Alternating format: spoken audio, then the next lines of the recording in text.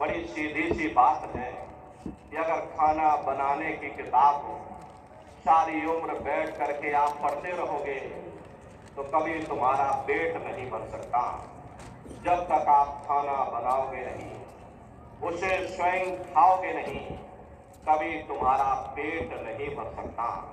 प्रेमी भाई बहनों, जिस परमात्मा ने आपको पैदा किया है, उसने आपसे मिलने का तरीका भी आपके अंदर रखा हुआ, लेकिन हम मन और बुद्धि की जोर पर चल करके, मन और बुद्धि की राह पर चल करके कभी उस परमात्मा को प्राप्त नहीं कर सकते।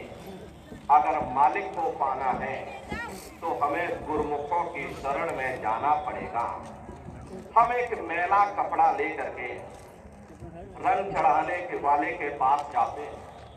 मैं सबसे पहले क्या करता, मैं उस मैले कपड़े को साबुन और सोडे के साथ अच्छी तरह से धो देता। फिर उसके पास रंग से भरी हुई मटकी होती है, मैं उस कपड़े को मटकी में डुबो देता, जिससे उसके अंदर से बड़ा खूबसूरत रंग चढ़ जाता।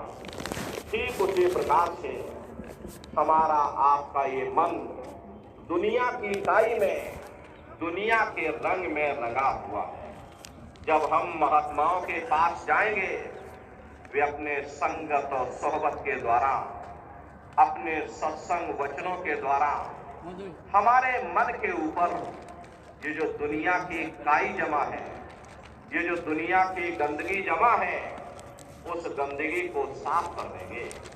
महात्माओं के पास नाम रूपी मटकी होती है, वे हमारे मन को उस नाम के साथ जोड़ देंगे, जिससे हमारे आप के ऊपर से ये दुनिया की गंदगी साफ हो जाएगी, दुनिया का रंग उतर जाएगा और मालिक की भक्ति का रंग चढ़ जाएगा, मालिक के प्यार का रंग चढ़ जाएगा। इसीलिए महात्मा कहते हैं, भाई अगर मालिक को पाना चाहते हो तो गुरुमुखों की शरण में चले जाओ।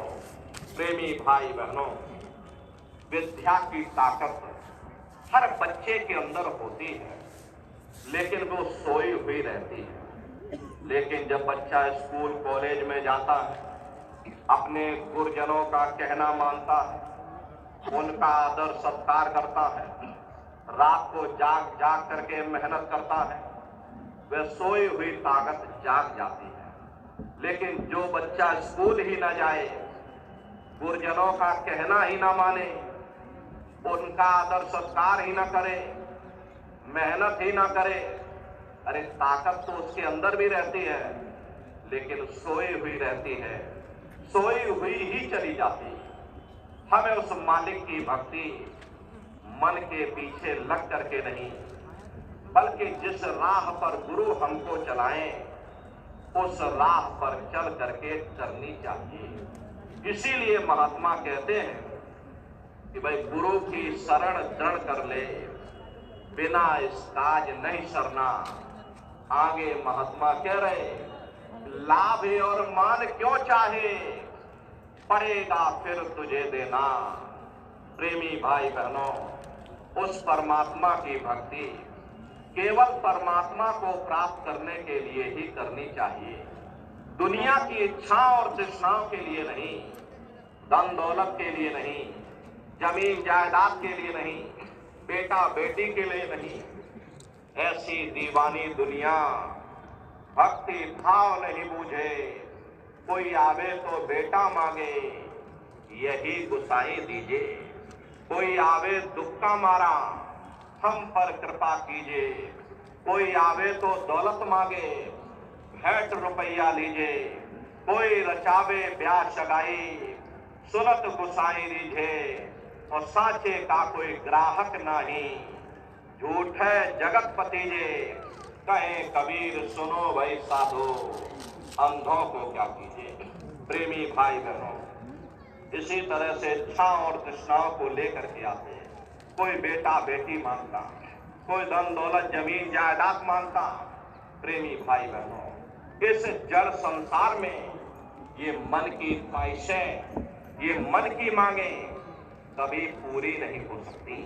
मान लो आपकी एक इच्छा पूरी हो गई, तो ये मन दूसरी इच्छा लेकर के खड़ा हो जाएगा। मान लो आपकी दूसरी इच्छा पूरी कर दी गई, ये मन तीसरी इच्छा लेकर के खड़ा हो जाएगा। रबिया बशरी मुसलमानों के अंदर बड़ी मशहूर महात्मा हुआ करती थी। वे अपने कलाम में लिखती हैं कि हे परमात्मा, ये जो तूने दोजख या नरक बनाए, अगर मेरा वश चले मैं इनको आग में डाल दूं।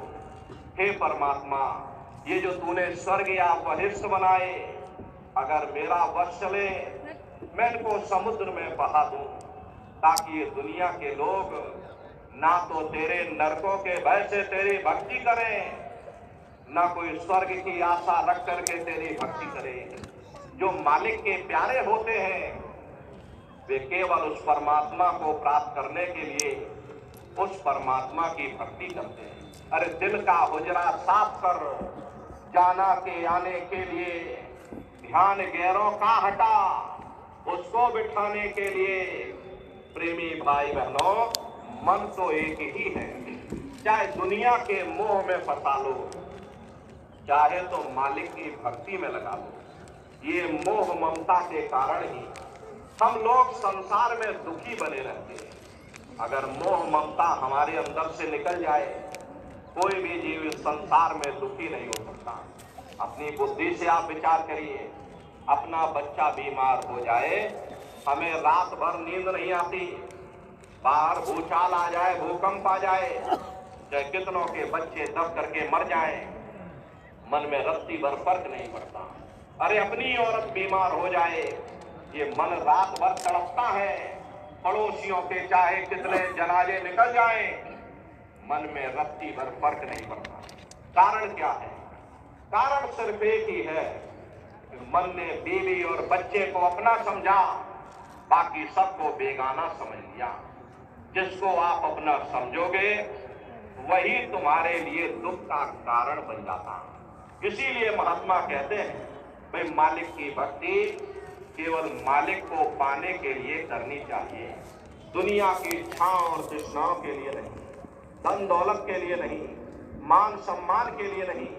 ये लोभ रूपी कुत्ता सदा मन में भौंकता रहता, कभी चुप नहीं बैठता। जब भी परमात्मा के आगे हम हाथ जोड़ करके प्रार्थना करते, वही दुनिया की इच्छाओं और तृष्णाओं को मांगने के लिए करते। कभी परमात्मा का हमने शुक्र नहीं किया। शुक्र है परमात्मा, तूने खाने को रोटी दे दी। अरे आधी दुनिया भूखी पेट सोती है। शुक्र है परमात्मा, अरे तूने रहने को झोपड़ा दे दिया, आधी दुनिया फुटपाथ पर सो रही। शुक्र है परमात्मा, तूने इतना अच्छा शरीर दे दिया, आधी दुनिया अस्पतालों के चक्कर काट रही। कभी हमने मालिक का शुक्र नहीं, बस मानते चले जा रहे, मानते चले जा रहे। जब परमात्मा हमारी अरदास को पूरी कर सकता तो उसे ये भी मालूम है कि हमें किस चीज की जरूरत